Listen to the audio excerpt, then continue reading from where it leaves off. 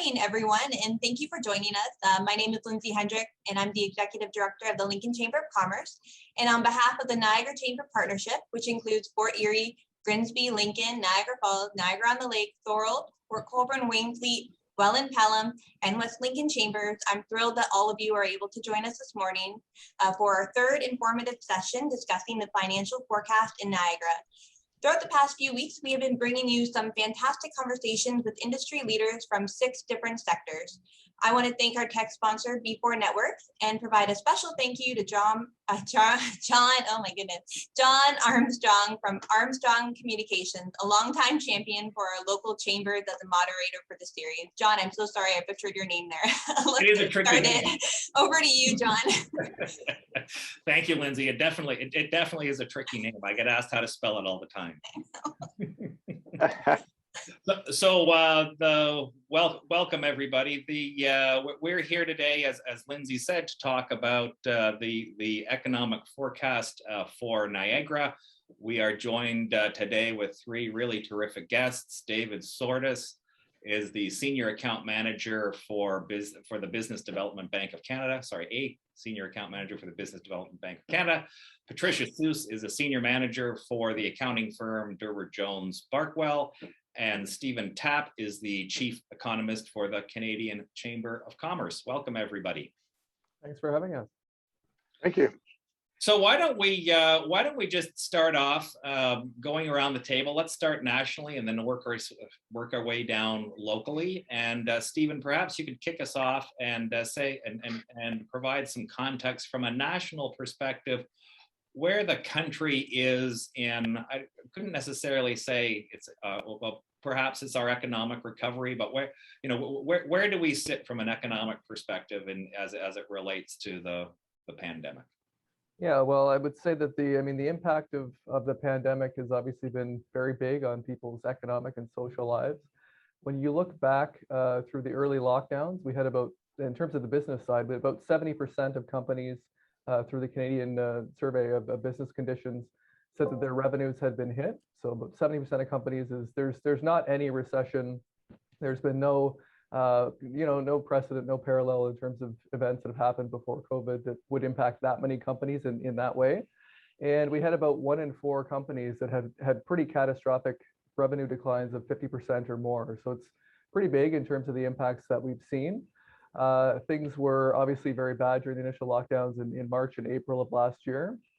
As sort of expectations improved, conditions started to be loosened up and vaccine mandates came out, the Canadian economy began to recover. So we are not back exactly at where we were beforehand in terms of overall output, but the expectation is that demand has increased quite a lot. And the big issue that we're having now nationally is with these supply constraints. So people are having difficulties in terms of labor shortages. A lot of companies are looking to hire workers, but they're having difficulty finding workers with the right mix of skills. We're having supply chain bottlenecks. So there are difficulties with semiconductors have just been one of few, but difficulties with acquiring inputs and rising costs all around. So I think right now we're kind of at a point where I wouldn't say we're at a full recovery, but we're certainly doing a lot better than we were doing last year. Expectations for growth are pretty good. And the economy is now just sort of struggling through this episodic, how do we get back to some kind of new normal? Yeah, so certainly we're starting to recover, but as you pointed out, the economy is still in significant flux. There's a lot of change that's actually happened and is currently happening as well. Wouldn't mind, just before we ask the others their perspectives. How much of the kind of supply chain and how much of the flux is related to the changing buying habits that Canadians have gone through the pandemic? I mean, I was reading, it was an American publication, that it was when the service sector and the tourism sector was really shut down, people with disposable income continued to spend, and that spending though was geared towards products, and that's what was a real augmenter to an impact on the supply chain. It wasn't that necessarily that there were shortages overseas in terms of disruptions in their economies, but it's a little bit of that combined with expanded demand. Is that the kind of thing that we've seen that's caused this kind of this flux that still needs to balance? Yeah, there have been pretty big differentials in terms of the service sector and the goods side of the economy. So as you're right, anything that was a high touch, high contact service job. So think about restaurants, hotel, in person, anything that's kind of in person, like hairdressing, chiropractor, those types of things, they have been disproportionately hit. And of course, there was a very big impact on the labor market, but we had a very large policy response from government, not just only through the CERB, which was sending money directly to individuals, but also through a wage subsidy program, rent subsidy programs. And so this was a bit atypical in the sense that normally in a recession, you have overall aggregate income going down. At this point in time, we had wage income going down, but government transfers going up, and then people actually on net, although it varied across income distribution, but on net, savings were accumulating in terms of the household sector. So as you pointed out, people were stuck in lockdown. They didn't necessarily, or were not able to safely go out and go to restaurants. They were not going to patios. They were not doing tourist activities. And so a lot of that activity shifted online. A lot of it moved to the goods sector. People were buying things for their homes. The housing market in general, the housing market took off as people were looking for office space at home, as everybody's kind of stuck work from home. So there was the pressures there were essentially taking savings that households had, moving them towards the goods sector, away from services. And so that is in part has been leading to these pressures that we said in terms of overall supply chains and just real changes in terms of people's behaviors and what they're able to buy in terms of just getting out there and being able to purchase things. So David, what are you feeling from the BDC perspective in terms of the stresses and the flux in the economy as it relates to business? Thanks, John. I have to agree with everything that Stephen just brought up, and we have our own kind of internal resources and economists, and everything is heading in a positive direction. Canadian exports are recovering. They're almost back to 53 billion as of July, from a low of about 32 billion back in April. Things are, from the BDC perspective, things are going relatively well. There's strong economic growth is forecast, 2021 and 2022 as far as annual GDP growth. Our latest study has shown that 3/4 of SMEs are profitable, but obviously the pandemic is still causing difficulties. What are you feeling on the ground? What are you feeling on the ground locally when you're talking to businesses? Business investment is recovering. Obviously, when the pandemic first hit, for the first 6 months, people just held back on everything. And then just to see how it was going to shake out, the uncertainty that everyone talks about. For the most part, a lot of businesses, save for in our area, which is big in agritourism, manufacturers and everything weren't, as hit maybe as hard as they thought they were. And a lot of them managed to, be flexible and pivot and, find other revenue streams. So they are now, on the ground as of late, people are looking to buy commercial real estate. Interest rates are low. They're purchasing, machinery and equipment to help with production. And automation is a big thing these days, which will, again, as Stephen mentioned, help with the labor shortage issues and such. So businesses are now investing money in their businesses. Patricia, what about from Durward Jones, Barkwell's perspective? How are your clients feeling about business prospects and the economy looking forward? I think since the pandemic has started, there's been a lot of government assistance available that has kind of bridge the gap. And I think as these subsidies and access to these programs end at the end of this month, so the wage subsidy and the rent subsidy, the last, it goes to October 24th, and it hasn't been, there's no word if it's been renewed yet. The government can renew it till the 30th of November, but past that, it has to go through Parliament and new legislation would have to be given out. And the personal benefits like CERB and like CERS and all the whatever acronyms that we're all super familiar with now, end at the end of this month as well. So I think that will be the real test of how businesses are doing. Like, it's been very interesting from my perspective, seeing which clients are thriving in a pandemic and which clients are literally trying to survive. There's obviously the like restaurant tourism industry are getting hit really, really terribly. But then there's other industries like construction and manufacturing that are actually thriving in the pandemic. And because of people's buying habits, they're actually doing well as being eligible to access some of these subsidies. So the real test, I think, will be like once the government, what they will offer after the subsidies are cut off, whether they just cut them off and expect them to move forward, or if new programs will be introduced. I don't know about that yet. And kind of like what Stephen was saying with like people's buying habits. It was like at the beginning of the pandemic, I saw a lot of like charities and nonprofits and people trying to support restaurants. So there was a big like influx in those industries, which has really died off. I think it's kind of like pandemic fatigue. People are like, at the beginning it was rah, support. And now it's just like, I'm done with this. I'm done. So you've seen those kind of habits die off, and we'll see what people's spending habits do in 2022. Yeah. So Stephen, as Patricia was saying, a lot of the government support programs are potentially coming to an end. There's been some rumors as to whether or not they're going to keep up in some capacity or another.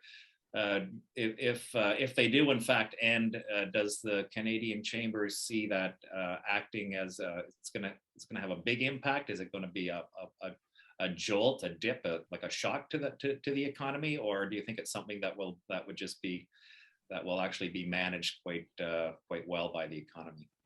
Well, yeah, as you mentioned, as Patricia pointed out, too, that's going to be one of the key issues going forward. So the deadlines are fast approaching this week. Chrystia Freeland, the Minister of Finances, has in an interview this week was just mentioning that they are internally looking at what will be done, and expectations are that there will be some types of extensions for some of these programs, as you mentioned, the wage subsidy, the rent subsidy, as well as the individual recovery benefits.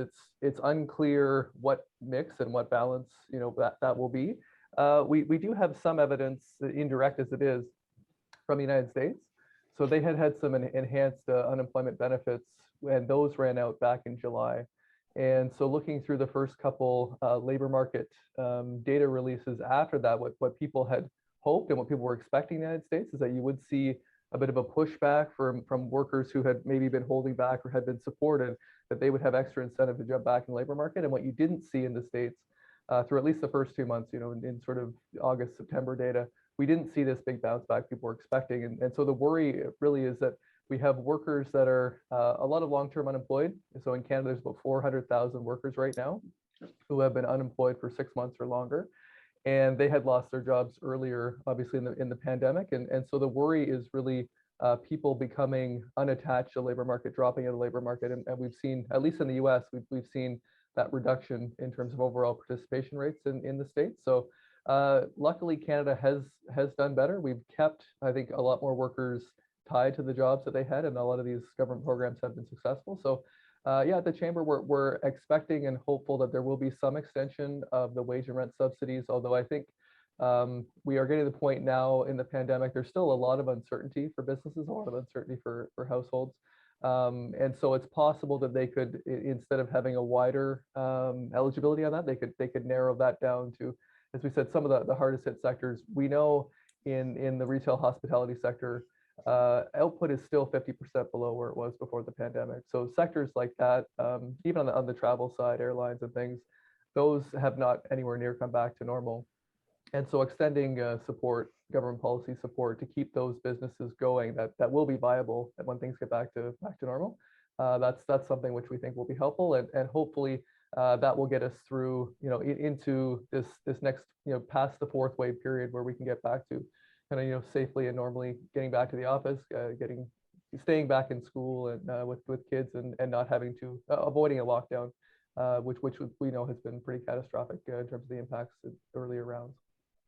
Yeah, no, I should probably be a little better versed in this than I am, but it's just before we move into the labor shortage issue, let's just talk about the rent subsidies again for a second. I mean, it's my understanding that rent subsidies were not being given to the landlords, but were actually being given to the people who were the renters, and that some of that money's never actually made it to the renters, and they were unable, or to the landlords, unable to evict during this period. So do we have any idea, Stephen, if there's how big a problem that could be when those subsidies start to come off, because and those restrictions, because there could be some significant arrears that cause a fair bit of a shock to the system as businesses are really come to loggerheads with their landlords.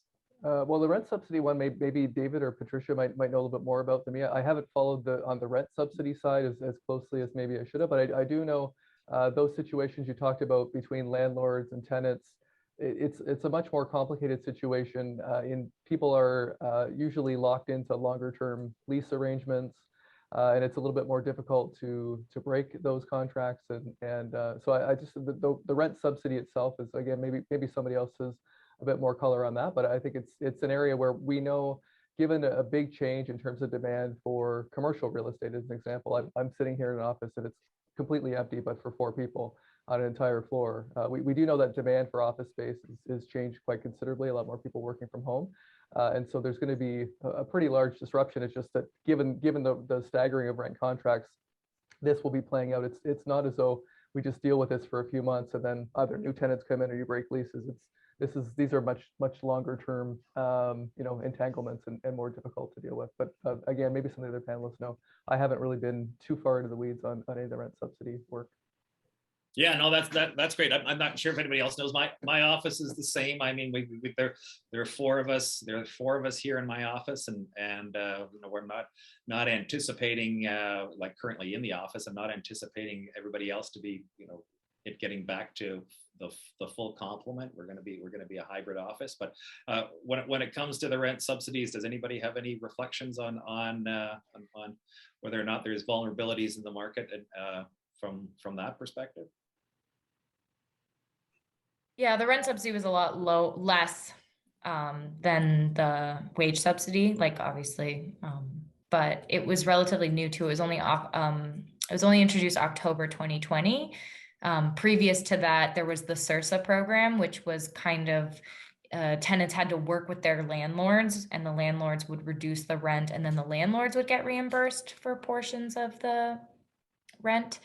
But the CERS rent subsidy is applied to by the tenant based on rent paid. I mean, it could be sitting in a payable and they never physically made the payment, which is, I think, what you're alluding to. Yeah. But the program was set up initially to be like a reimbursement up to 75% of rent and other other incidentals in your contract. So if you were required to pay utilities or whatever, you could get a portion of that back. So I haven't heard many instances where the landlords aren't getting rent because it's based on reimbursement, but Right. I was chatting with a large landlord just the other day, and they were saying that's potentially going to be a problem for them moving forward. I mean, the one thing, John, just like vacancy rates, at least on the commercial side, overall vacancy rates have shot up quite a lot, and you see some of the bigger, let's say, financial insurance companies at the downtown Toronto. It does seem that there is a shift, if not to a full hybrid model or to a lot more people working from home. You did see in the Toronto area a lot of disbursement, and that put some pressure on housing prices where people were moving. I grew up in London, and we're back in London, and just got the sense that there were people moving farther and farther. It wasn't just the Golden Horseshoe, but it was pressures beyond Kitchener-Waterloo into Niagara region as well, where people had the expectation that yes, they could still make a good salary working a downtown Toronto office job, but they wouldn't be in the downtown Toronto office and would need to do the commute. And so I guess we have seen just a lot more vacancies in terms of downtown Toronto office space, and the downtown core. The Toronto Board of Trade has a recovery tracker that they've just put together and just put online in the last few weeks that I'm kind of looking over and have chatted with them about. It's pretty interesting when you look at the dynamics in terms of overall spending levels. There are some parts around the GTA that are back to normal, the distribution, warehousing kind of functions where Amazon work and others have just continued on in the pandemic. But then if you look at the spending that relies on the downtown, so people that are servicing office workers, the dry cleaners, the local cafeterias, those places, there just are not many people taking public transit. There are not many people working, and so there's been just a very large reduction in terms of demand for office space for sure. Yeah, David or Patricia, what's your sense in terms of commercial real estate and office space here in Niagara? Are there a lot of vacancies? Are we experiencing the same kind of thing as they're experiencing in Toronto, for example? I mean, even before the pandemic hit, like DJB has realized that the model of having all your people under one roof really provides better service. Instead of having like 10 people in one small office and 10 people in this small office, having people together really benefits. You have your best tax people, your best accounting people. It's better to train staff. So even before the pandemic, we had pulled out of Fort Erie, as everyone knows. So I mean, we still have a present, but we don't have a physical space there anymore. So I think the pandemic has maybe pushed that along for a lot of people, especially businesses that are adapting a hybrid model, and maybe not everybody has a dedicated desk. I know I have a lot of client base and I'm from Fort Erie, and there's a lot of commercial like office space available, even in Port Colborne where I live. A lot of commercial availability right now. Yeah. David? Yeah, we're kind of seeing the same thing that, Patricia just highlighted most of the things that are happening in Niagara. I just know in our building here, just recently, I mean, the parking lot is maybe half full, but up until then, it was like a quiet town. So I think that it's more the norm. And again, a lot of places, much the same as DJB, are kind of rethinking their operations and centralizing a lot of things. And I know at the BDC, we've gone to what's known as hoteling, where with the new hybrid model that we're looking at, you go in and book a desk for a day that you want to come in, and that type of thing. So I think that's kind of maybe going to be the way of the future, as far as, Stephen even mentioned the hybrid model and such. So if that's the case, then obviously I think people aren't going to need as much commercial space. So again, the new norm is uncertainty. That's all I can say.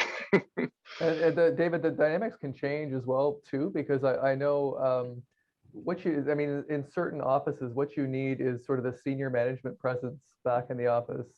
And then you do get people, I mean, obviously people have enjoyed the flexibility, but some people think that there may be, less likelihood of being promoted and moving up the corporate ladder if you're not getting the same face time. And so it is possible that you kind of see this cascading where you get a couple senior people come back, and then you get some other kind of young and hungry people want to get some face time. They move back, and then the hoteling model or the hybrid model actually shifts. Not that we're going back to, nobody thinks we're going back to 5 days a week, but my point is the expectations people had at the outset that I'm never gonna step foot back in an office ever again, and this will be great. I think we're seeing some of the limitations of that in terms of just people's ability to collaborate and be creative.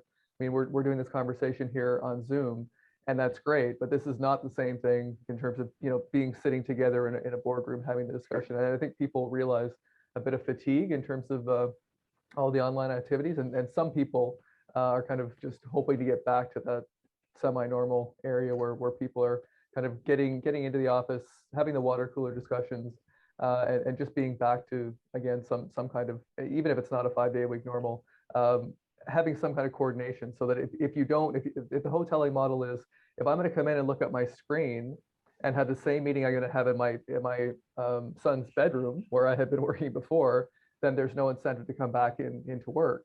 However, if I've coordinated amongst my team of 5 people, and every Tuesday and Thursday, we all go back in the office and we're all working together and we're having meetings in boardrooms and talking and whiteboarding and brainstorming and stuff. I think you will see those types of models emerge. Yeah. And the people that have enjoyed the flexibility have sort of stopped the commute will enjoy that, but some will be drawn back in just mainly because dynamics that'll take place. And it'll be harder if you're not in the office to have, you're missing some of the meeting conversation, the sidebars and that kind of thing. So I guess my point is we're not going to see this shift back fully, but I think the initial plan that the office is dead. I think we're probably going to see maybe 20 to 25 hours percent of hours will be done remotely, but probably the majority in terms of office jobs. This is depends on the sector, but in terms of office jobs, I think we still probably will see a lot more in person. And this is not now, but let's say 6 months or once vaccination rates get to the point where it's safe to be in the office. Right now, our biggest constraint is the elevators and the bathrooms. This is in terms of high occupancy places. Those are the big issues. People are worried about taking public transit, but it's mainly getting into the buildings and then sort of general things like that. Yeah, I think too potentially. So sorry, Patricia. I was just going to say, but potentially from the recruitment standpoint, I know from my own perspective, as I'm getting into some new recruiting, I'm certainly going to be interested in people that are going to want to be in the office as opposed to people who want to be. Well, that's the thing is I've hired some staff who I've never physically met, have worked for me out of Toronto, done remotely, and it's gone really well. But that is when you're able to compartmentalize the work and do sort of, let's say, research functions or consulting functions. It can work that way. But what a lot of these people are missing, kind of what I had early in my career, is you're sitting there and you're learning from other people in the office. Kind of you're in the meeting, but it's not your meeting, and you're watching how that meeting's going, the dynamics there. And for people now that are sort of stuck in their homes or stuck in an apartment building with other people working beside them, it's not the same dynamic. And while it can be more productive, it's not necessarily as enjoyable for people in terms of overall, getting joy out of work and being happy in terms of what they're doing. Patricia, you're going to say something. Yeah, sorry. Yeah, DJB, we just opened it up for a flexible work arrangement. You apply for what you'd like what days you'd like to be in the office, what days you'd like to be at home. And if you don't apply for at least 3 days in the office, you aren't guaranteed a desk, like a dedicated desk. And just based on my conversations with staff and at both levels, like partners and below me, I think the appetite is to come in, and I was kind of shocked by that because not for me, I really like being in the office. We were one of the silly people that got a puppy during the pandemic, so I need to get away from him. So I like being in the office. So I just find that for my mental health, I need to be around people, and I think a lot of people are finding that too, that burnout that comes with being alone all day. So it's refreshing to see that a lot of people will be in the office. And I'm looking forward to having more people in the office as capacity increases, as vaccination rates go up. So that's... Patricia, I loved working from home actually before. So I was in a previous job, I was a research director, and I was working in Montreal, but living in Ottawa, going back and forth, and it was fabulous. And that was before I didn't have my wife sitting, the next door down, having conversations from 8 in the morning until 6 o'clock at night. I didn't have my kids doing, Zoom school and other things. And I went from somebody who loved the remote work to now I'm like, actually, I would like to be in an office where I can close my door, I can sit down. I actually have a printer. I can print something off if I want to print something if I needed to. Plan when you're going to print. Basic things like that, where I'm like, actually, I think the work there is a benefit of having a desk that can move up and down and ergonomics and everything else. So, but also when it's February and there's a snowstorm, I am going to love not having to go out in that. Well, the hybrid model just results in everybody working from home Friday magically. It was terrible to the realization that kids will never have a snow day, though. Yes. It was virtual learn that day. David, you had a comment. No, I was just to say I agree with everything everyone obviously is saying. I think it's very important for the collaborative efforts of face-to-face meetings, because there are, like Steve mentioned, where there are certain dynamics that are lost on the Zoom call. So no, it is very important that people get back to the office. It won't be a full-time thing, as everyone has said, but again, from the mental standpoint, and you just can't beat what you learn, body language, things like that, being with people. So and I think too, people, I mean, we are social creatures, and part of that, you know, part of that social nature is also is work related. So, you know, I do think that there's a sense of value and additional purpose and engagement that people get out of that kind of in-person working together component. That I think the hybrid model will probably be the model that evolves. But quite frankly, it'll probably evolve as a result of also just helping with work-life balance with what so many people are living with. I mean, I remember, I think I said this in a previous edition of this, that you know, the first wave, everybody is, wow, this working from home thing is fantastic. Second wave was like, oh my God, get me back to the office. And then instead of the third and the fourth wave, it's just kind of where we're kind of adjusting to a bit of that again. What seems to be a lot of flux.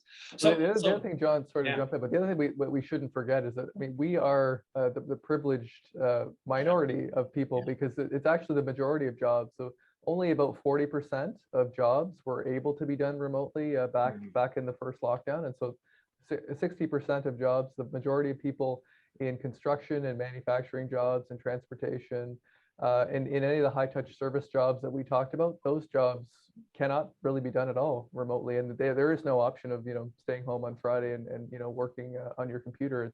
It's really been something which is, for those who have the ability to work online and use a computer all day and do things remotely, it's great. But there's, you know, again, the majority of jobs in the Canadian economy and in most economies are not actually like that. So it's good for us to keep that in mind, that we're kind of in the privileged minority.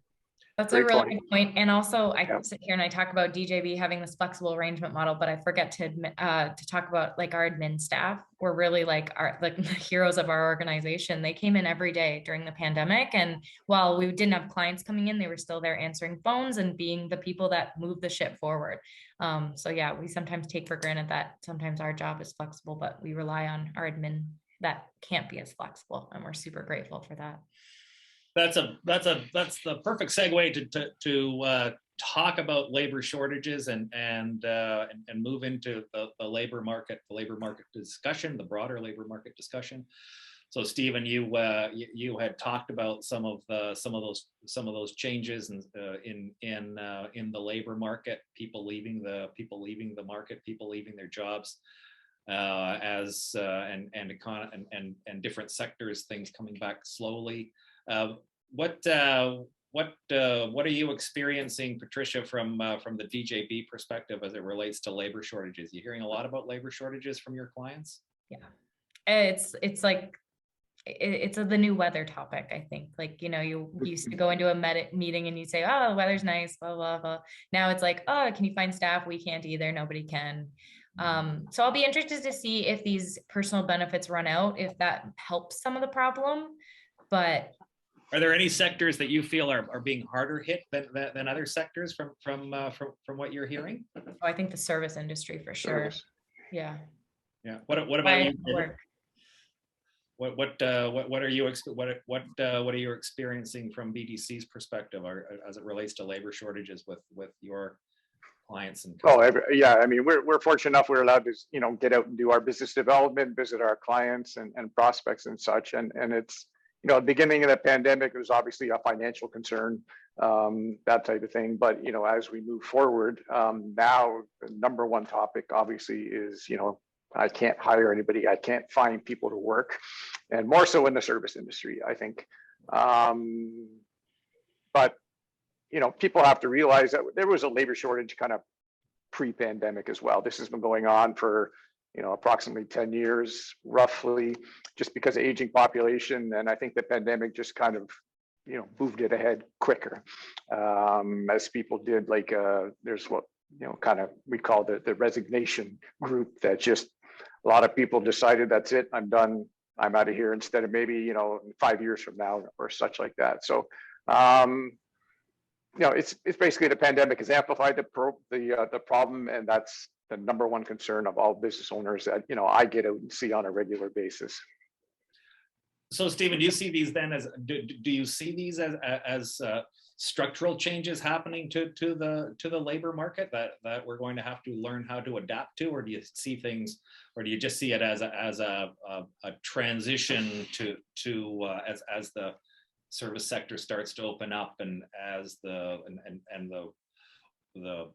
people spending habits start to level out and move a little bit more towards what they were pre-pandemic? Well, I think David's right. Like you sort of have a couple things happening at the same time. So we have had chronic and structural long-term difficulties in terms of skills. So right now we have a lot of people that are looking to hire. So the job vacancy surveys at StatsCan, this is the highest number of people. If you look at Indeed job postings and any kind of indicator of labor demand is extremely high. So businesses want to hire workers. And on the other side, we do have an elevated, there's still 1.4 million unemployed people that are actively looking for work. So this is usually a situation where we should be finding people going from unemployed to employed relatively quickly, and yet we're not. And so I think what this suggests is there's a mismatch in terms of the skills that businesses are looking to hire on the market and the skills that people are bringing to those jobs. But as David pointed out, this is certainly exacerbated by the pandemic. So things like restaurants. So previously in restaurants, there's a high turnover, lower wage, more casual employment would happen in that type of job.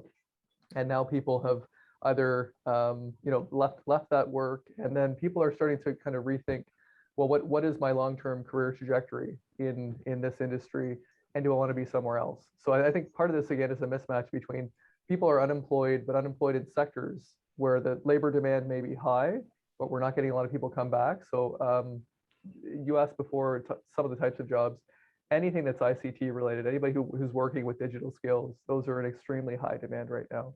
At the same time, truck drivers, we've had difficulties getting truck drivers for a long time now. Construction work has been difficult. In the food service industry as well, just waiting in food service. Those are difficult jobs to fill right now.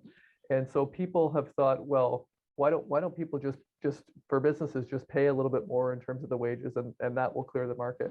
It seems to be the case in rural and remote regions that there just aren't people around. So if you're running a Tim Hortons and you're maybe in Humboldt, Saskatchewan, it's not likely that you're able to hire people. And one of the other gaps that has been used historically, which has come down a little bit, is immigrants, new Canadians that have come to the country.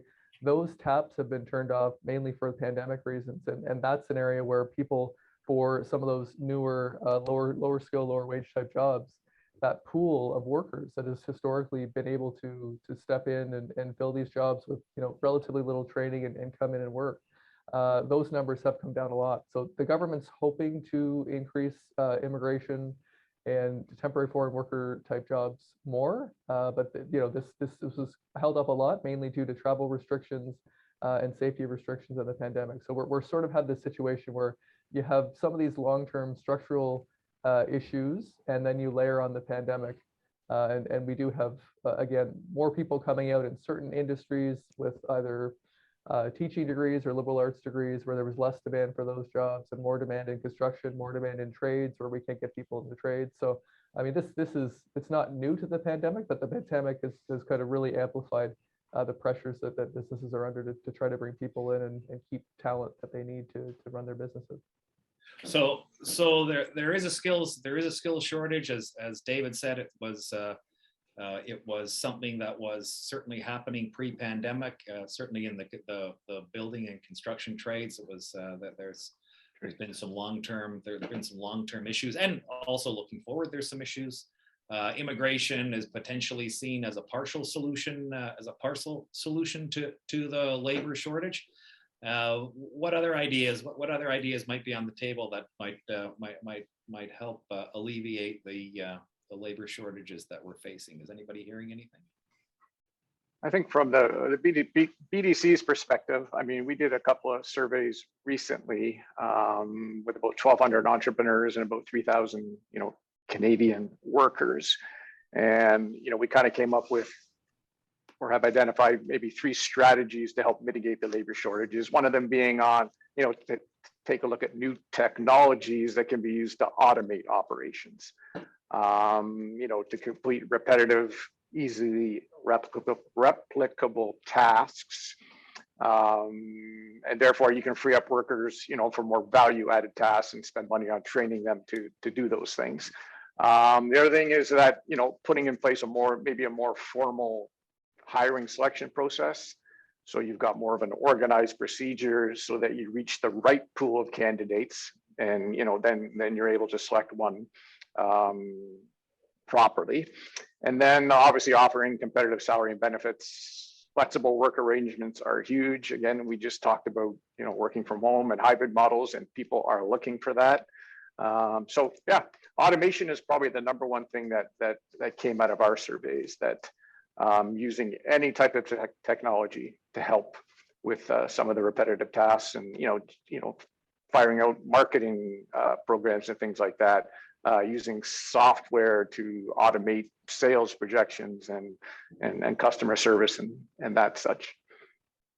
I was in a restaurant the other day that, believe it or not, had a little robot that was running around taking people to their tables and bringing food.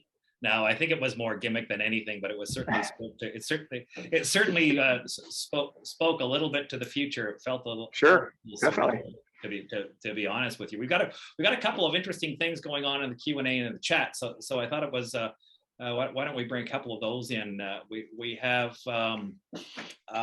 Fausto said that it's wrong to assume that immigrants bring low skilled work, given that the immigration process requires skills to qualify. So it's not made the statement that it's not a sustainable assumption.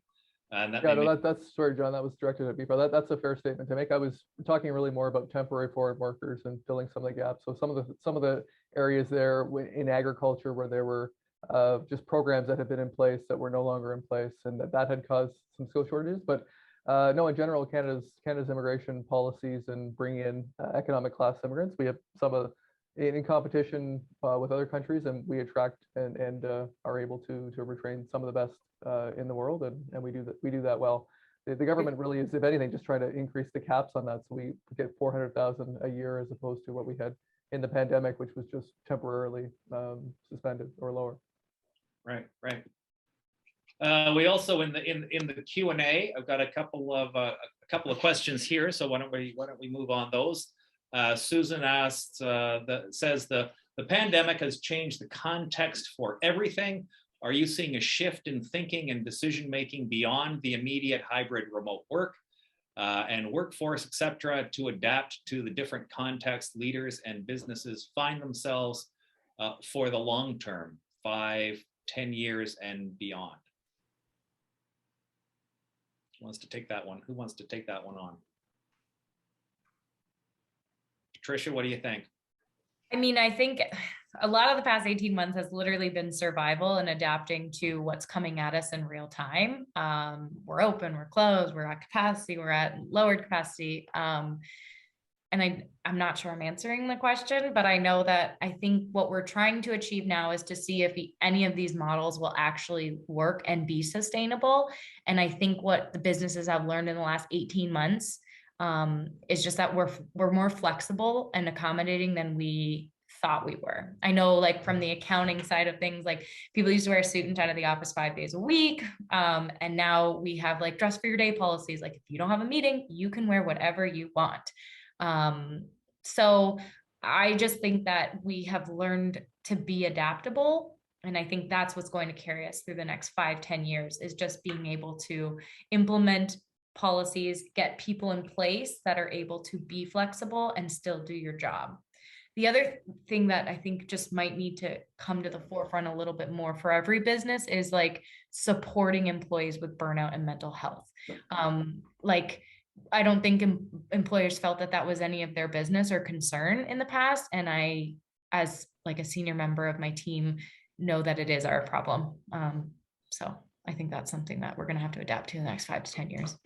No question. We had a great session a couple of sessions ago on the responsibility that employers have to employees, and what was described by one of our panelists as what did she describe it as? She described it as the psychological contract, I think is what she described it. And there's a responsibility for employers to look after their employees, particularly from that work perspective.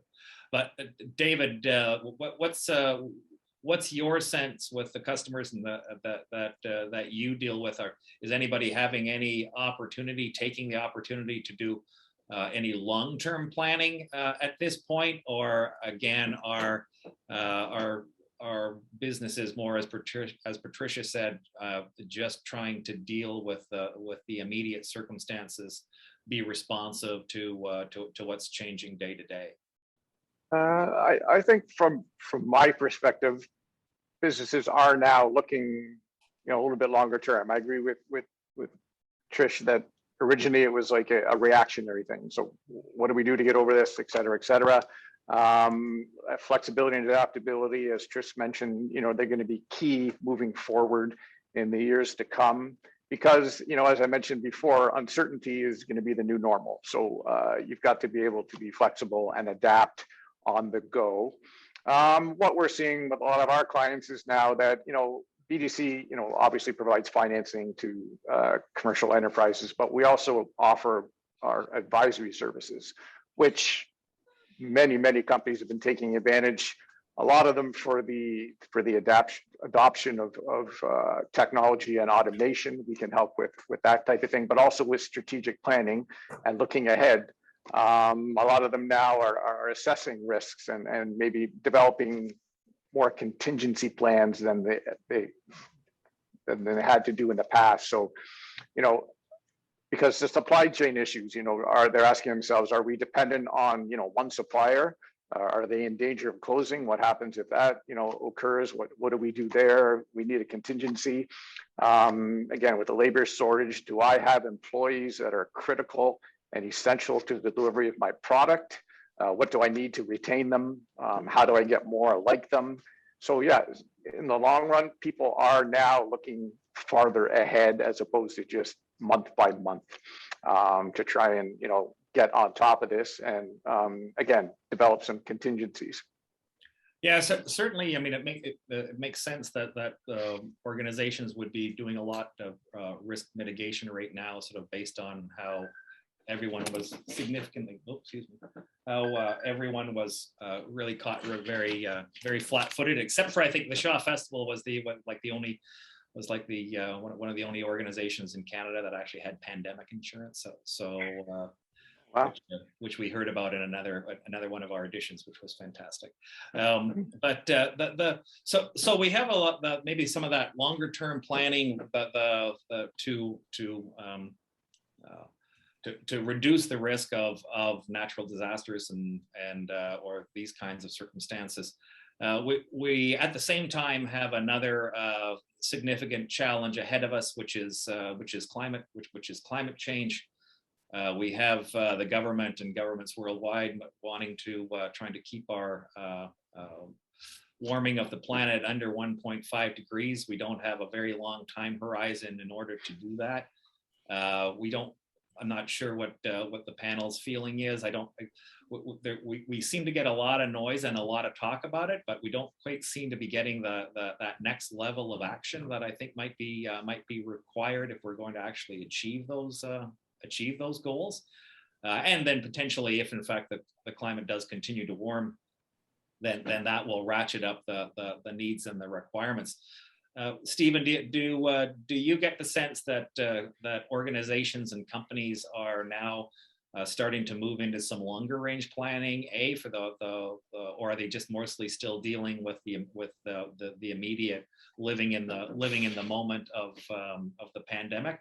And I guess B, are you feeling that climate change mitigation and adaptation is part of that planning? Sorry, that's a big question. Yeah, big question, sir. I had a little bit small piece on the start that we'll see if I can tag on to what David and Patricia said. But I think you're right. Initially, it was kind of shock and awe, this crisis moment where we shut the economy down overnight, and so people were really dealing with, how do I keep my business running? How do I pay my bills? We have had, again, we're now in the fourth wave of this. So I think you're right. We've been through this drill before. And I think what that has allowed people to do is to really rethink everything. To really rethink, why am I going into my office? Why do I need to be wearing my suit and tie today? Can I go in? Can this be done virtually? They're rethinking pretty fundamental assumptions. And there's an analogy which I think is interesting from the London Tube, the subway. Was shut down several years ago. There was a terrorist attack on the subway, which is obviously a very terrible thing, and people had their normal routes where they went and they took this route to get there. There was some research that was done on that, which showed that as the subway was closed for 3 days, people started to do new things. So instead of like just walking like an automaton to this route and standing there and getting on the tube and going this way, people would ride their bike. People would look around traffic and start taking different approaches to things. And that's what this pandemic has been. It's been a shock to every business model. Think about somebody who's running, who was running the restaurant. Well, now people want to buy food, but people can't come in to sit down and eat the food. Well, this whole DoorDash, door delivery, thing that had been happening before, people were just figuring out ways around these constraints. And in some cases, they've actually been an improvement. And so I do think that the longer term thinking now is at a point where people are rethinking kind of their career aspirations, what they want between their work-life balance, and companies are thinking about, is the way that we've always done business the right way to do business, or if we listen to our customers, if we experiment, you have a portfolio approach, and on the margin at the chamber now, we are looking at making some bets in different directions in different areas, and that's what a lot of other companies have done, and looking to scale up with digital technologies and catch a wave but see what works. So I do think you're going to see a lot more experimentation going forward, and a lot more just open thinking in terms of just because we had done it this way for 10 years before COVID comes along and just blows that business model up. You kind of you rebuild it from basic principles. You don't go back to what you had before. The other part of your question was on climate change, and I think you're right. In Canada, we depend to a large extent, especially in terms of our overall trade and in terms of our overall economy in the prairies and in Newfoundland as well, particularly on those jobs in the energy sector and in the oil patch in particular. And so financial markets are pushing companies, financial institutions, and others that are looking to raise capital are being asked to just have better accounting and better standards and sort of explain their impacts on the planet and their supply chain impacts. So I think that's an overall trend which every company is feeling, whether they're a local mom and pop or whether they're a big company looking to raise money on the TSX. And so every company is kind of looking at ways that they can do things. So we had in a survey with StatsCan, the Canadian Survey on Business Conditions, we asked about environmental practices. And that's an area where I think I was somewhat surprised to see the majority of companies are undertaking, there's a variety of different measures that we looked at, but the majority of companies are doing something. They either are wanting to do so because they feel like it's good for business, it will reduce their costs, reduce their impact on the environment, reduce their pollution. They want to do something, but I think we're seeing a pretty big gap between the very small companies and the very large companies. So this is an area where probably the bigger companies with more resources are going to be leading the charge. And one of the things we need to be careful of in Canada is just being aligned with international standards, because right now on all the ESG metrics, we have a lot of different people doing different things, but there's not a lot of coordination in terms of harmonizing across. I mean, obviously the US is our biggest trading partner, so we need to be aware of the standards that they're using and working with them. But so I think you've seen a lot of action on climate change. You're going to see a lot more action. The net zero getting there, like the turnover that we've seen in terms of auto fleets from very little electric vehicles to now by 2030, some of the majors saying that they're not going to be selling anything that's not an EV, no more combustion engines going forward. I think that's a transition that everybody's kind of chasing, and the clock is ticking. But I think we're going to see some pretty profound changes in the way business is done in the next decade. Yeah, really interesting. I think I agree. I think there's a gap between the very large and then the small and medium sized enterprises in terms of just they're just trying to do what it is they're trying to do. Though the big kind of structural changes are going to be maybe something that actually get pushed through the supply chain as the large companies work to get their emissions down and work on their financial disclosures, that there's a requirement that pushes down into your supply chain. So I'm not sure, David, what are you feeling out of BDC as it relates to your customers and clients, and whether or not they're starting to deal with the longer term implications of climate change? It's honestly, it's not really the forefront of a lot of our clients. I mean, it's important, and some of our studies have shown that a lot of Canadian entrepreneurs, they're committed to reducing their, the environmental impact. And from our most recent study or survey, it shows that 54% of them have kind of labeled themselves as being in transition. So I don't know exactly specifically what that entails, but I think it's at the forefront because it is so, it's in the media, it's a global thing now. And it's something they're working towards. So again, you made the comment that maybe we're not getting there as quick as we would like, but we are seeing, a lot of business owners kind of rethinking their process and, trying to maybe improve efficiencies or those processes in order to accommodate and, identify any kind of environmental changes they can make to make it obviously a better world. Is that a risk that BDC is bringing to the attention of your customers and clients in your consulting services, for example? I mean, Oh, for sure. Yeah. We have programs in place to help identify and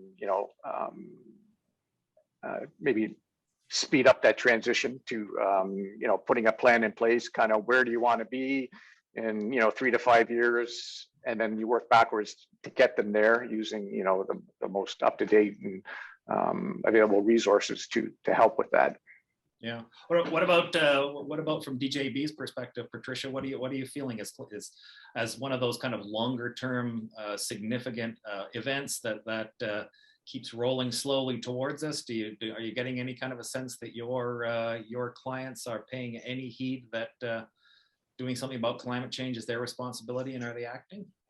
Sometimes I get asked if there's grants available, like government grants with respect to like climate change initiatives, but past that, my conversations aren't really driven by that sort of thing. I mean, it's all a lot of bottom line stuff. So if it's gonna cost extra money to change, it might not be something they're interested in doing right now. So a lot of times they're looking like, is there government like immediate expensing or something like that, or government grants? So that's kind of the extent of where my conversations with my clients go. Right. So significantly shorter term than kind of like the 2030 time horizon, that when we're supposed to be down, what, 50%? Yeah.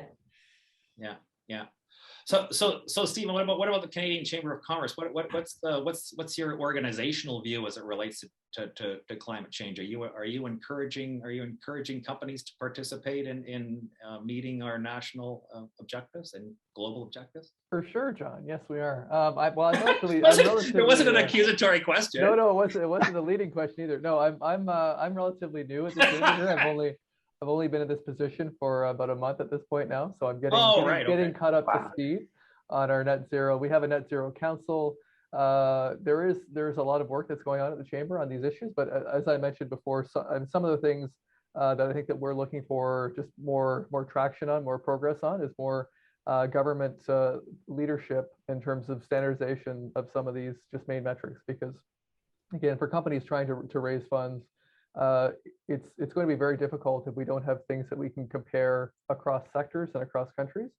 That's one of the areas Patricia mentioned as well, that companies, particularly smaller companies, they want to be part of the solution. They want to move to a net zero future, but they are feeling like some of these investments that they're going to make need to be recognized in a different way by governments. So, before we had tax credits for various things, that there could be, a net zero accelerator fund where it's not only the largest major, emitters, but also smaller companies that could as well have some help on the bottom line when they undertake these practices.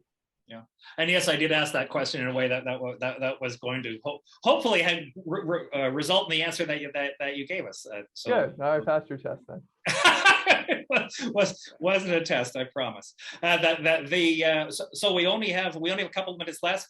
I'm going to let's just wrap up quickly around the table with the final with one of the questions that we have in our Q&A. Interested in what each of the panelists know or think various levels of government should be doing in order to in order to help boost our economy. If everybody just takes a couple of 30 seconds, then we'll only be a little late. David, what do you think? I know from the B2C's perspective, the government in budget 2021 put out the Canada Digital Adoption Program, and there are no particulars yet. It's in the works, but they're putting, I think, 1.4 billion into this program and another 2.6 billion that the BDC is going to administer as a zero interest loan to help companies obtain automation and technology. And because the federal government believes that that's kind of the wave of the future that will, address some of these labor shortages and such and get the economy going. There's 1.1 million businesses in Canada and only about half of them have a website. So, based on globalization and all that such, 500,000 Canadian companies are basically invisible to the world and partners online for selling and issuing their products and services. So with this Canada Digital Adoption Program, just keep your ears open and your eyes peeled for some more information coming on that. We're excited to be partnered with that, and it's going to be good for everyone. Thanks, Patricia. Just very quickly, what do you think government should do to boost the recovery?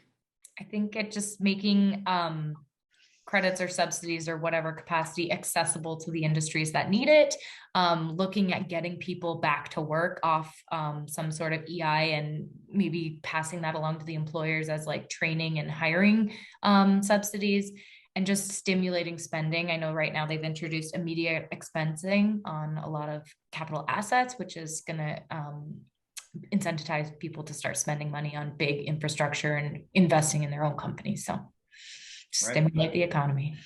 Stephen. I'll be quick because I know we're at time. So I think the first should acknowledge the government has done a great job. There was no playbook for how to deal with COVID, and the overall levels of support that we've seen have gotten the economy through the worst. What we're looking at the chamber is really more the shift from a government push, a government focus and stimulus side actions to more business-led recovery now. So we still see the private sector lagging behind the public sector in terms of the impacts coming through COVID. So really more, I think that as we started off at the outset, where things are at, we are at a point where expectations of growth are improving. There's still a lot of uncertainty, but people are feeling like this year is going to be better than last year, and 2022 is going to be better than 2021. So there's lots of opportunities, and hopefully we can get focused back on economic growth and get back to a more normal situation. Terrific. Thank you very much. That's all the time that we have. I would like to thank David Csordas, Senior Account Manager from Business Development Bank of Canada, Patricia Suess, Senior Manager for Durward Jones Barkwell, and Stephen Tapp, the Chief Economist for the Canadian Chamber of Commerce. The terrific insights, really appreciated the discussion. Enjoyed it a lot. Our next session will be on October the 26th. I think that's next Tuesday, and our panelists will include, we're talking about local, what are we talking about? We're talking about challenges and opportunities experienced in their businesses going forward from a local perspective. We have Mike Kondurka from Enviro, Niagara, Hearth and Barbecue, Clayton Lerno from Custom Sign and Angela Redicop from Greaves Jams. Thank you very much, everybody. Thank you, panelists, and appreciate your time. Take care. Thank you, John. A lot of fun. Bye. Thanks. Okay. Bye-bye.